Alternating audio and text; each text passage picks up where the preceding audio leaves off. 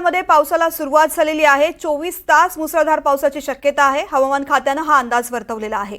नंदुरबार संदर्भातली बातमी आपण पाहतो। नंदुरबारमध्ये सुद्धा मुसळधार पावसाची शक्यता आहे। 24 तास या ठिकाणी मुसळधार पाऊस कोसळेल याची शक्यता वर्तवलेली आहे। हवामान खात्याने या संदर्भातला अंदाज वर्तवलेला आहे। राज्यामध्ये ठिकठिकाणी पावसाचा जोर वाढलेला आहे। नंदुरबारमध्ये सुद्धा पाऊस कोसळायला सुरुवात झालेली आहे। 24 तास मुसळधार पाऊस कोसळण्याची शक्यता या ठिकाणी वर्तवलेली आहे।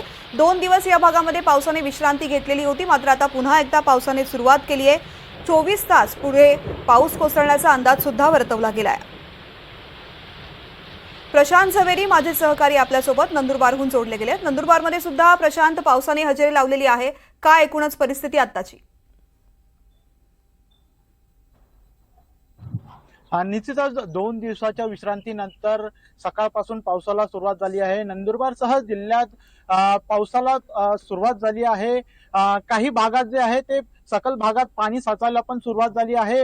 मात्र जुलै महिन्यामध्ये जसा पाऊस पाहिजे होता तसा झाला नाही। मात्र ऑगस्टच्या पहिल्याच आठवड्यात जे आहे ते पावसाला सुरुवात झाली आहे।